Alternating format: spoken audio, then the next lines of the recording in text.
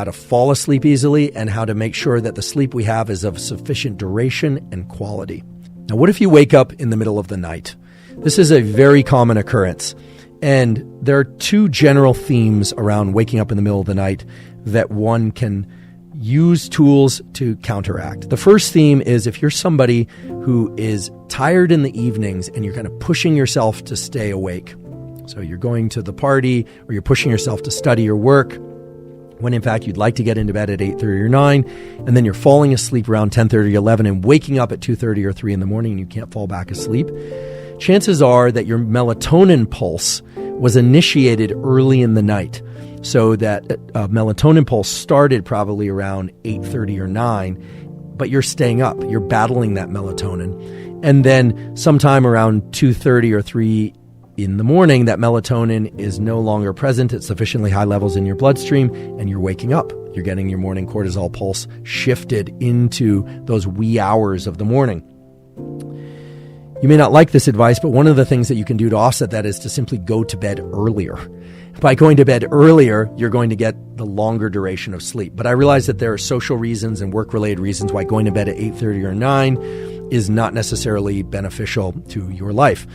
So in that case, you might be one of the rare individuals for whom getting a little bit more bright light in the evening could be a good thing. So this would be around the hours of 7 or 8 p.m.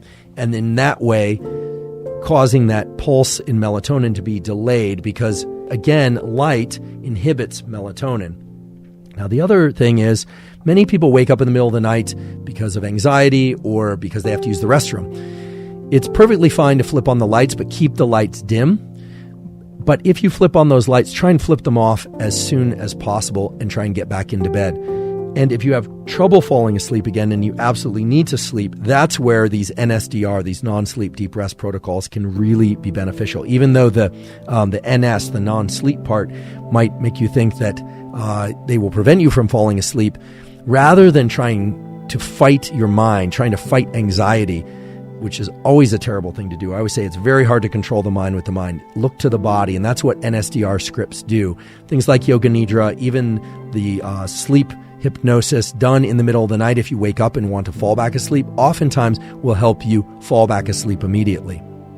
And if they don't, they will at least put your brain and body into a state of deep relaxation that more closely mimics the sleep state that you ought to be in than the awake, ruminating, stressing about the fact that you're not sleeping state.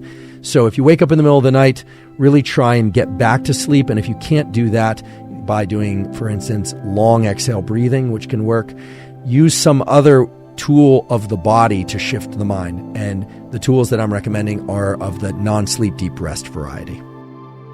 If you happen to stay up late, it's still best to get up at your regular wake-up time. It's a very simple solution to a problem that a lot of people have, which is they stay up till 2 or 3 in the morning, and then they tend to sleep late, and then it tends to disrupt their rhythm. Try on most days and most nights to wake up at more or less the same time, and try to go to sleep at more or less the same time. If you get a poor night's sleep, or if you're up late the previous night for good reasons, many people feel like they just want to go to bed early the next night, but it turns out that's not the best thing to do for your immediate and long-term health. Try and stay up to the point where you would normally stay up and then get to sleep. If you go to bed a couple hours earlier, it's probably not going to kill you, but try to not go to bed, for instance, at 6 p.m. because you were up the entire night before. That can really be disruptive. How to fall asleep easily and how to make sure that the sleep we have is of sufficient duration and quality. One way to do that is to leverage the drop in temperature that's necessary to fall and stay asleep. So as I mentioned earlier, in the early parts of the day after waking, our body temperature is rising, and that continues throughout the day. And then sometime late in the afternoon, our temperature peaks, and then it starts to drop. That drop in temperature of 1 to 3 degrees is vitally important for us to be able to fall asleep easily. One way that we can decrease our transition time into sleep is to accelerate that drop in temperature. And one way to accelerate that drop in temperature, somewhat counterintuitively, is to use hot baths, hot showers, or if you have access to one, a sauna. If you are to get into a sauna or a hot shower or a hot bath and then get out, your body is going to engage particular mechanisms for cooling itself off that are going to allow you to drop your temperature more quickly and fall asleep more easily. And this is why many people find that falling asleep after a nice hot shower, bath, or sauna is really, really easy and really terrific. It's sort of a natural state that follows hot baths, saunas, and showers. You will experience a growth hormone release from sauna, hot bath, and hot shower, provided they're done for sufficient duration and sufficiently high temperature. It is absolutely true that keeping the room very dark is beneficial. Some people, including myself, have thin eyelids, and it doesn't take much light to wake up the brain and body. So keeping a room very dark is essential. The other thing is keeping the room cool. You've probably heard this before. Keep the room cool, get under warm blankets. But rarely is it discussed why keeping the room cool is useful. The reason keeping the room cool is useful for getting into and staying asleep is that throughout the night, there are phases of sleep where you are paralyzed, so-called REM sleep. That's a healthy paralysis, presumably so you can't act out your dreams.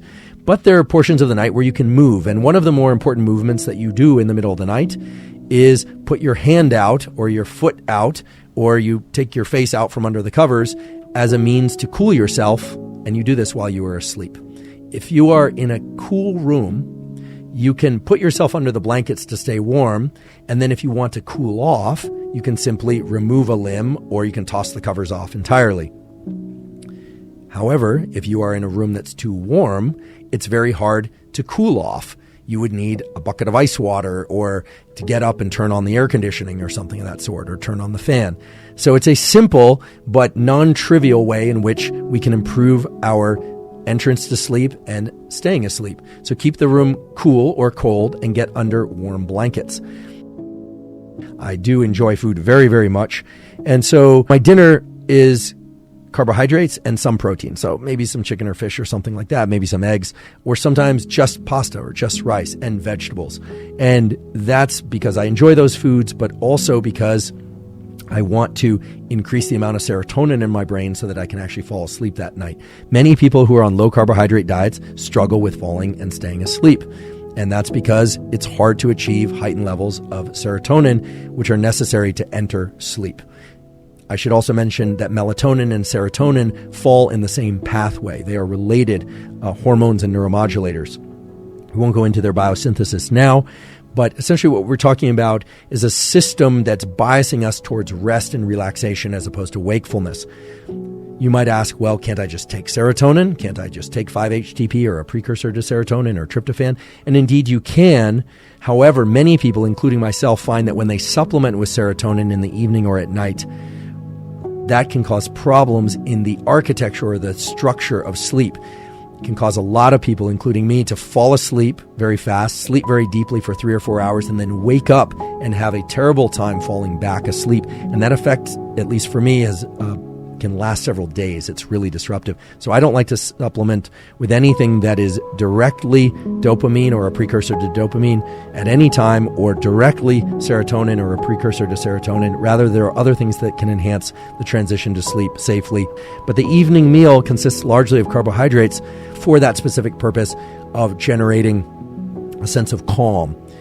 And of course, carbohydrates are delicious. And because I'm doing some physical training, and presumably you are as well, or I hope you are, because it's so beneficial to one's health, that's also going to replenish my glycogen stores, which is one of the primary fuel sources for moving one's muscles and moving around and doing exercise, as well as for the brain and for cognitive function.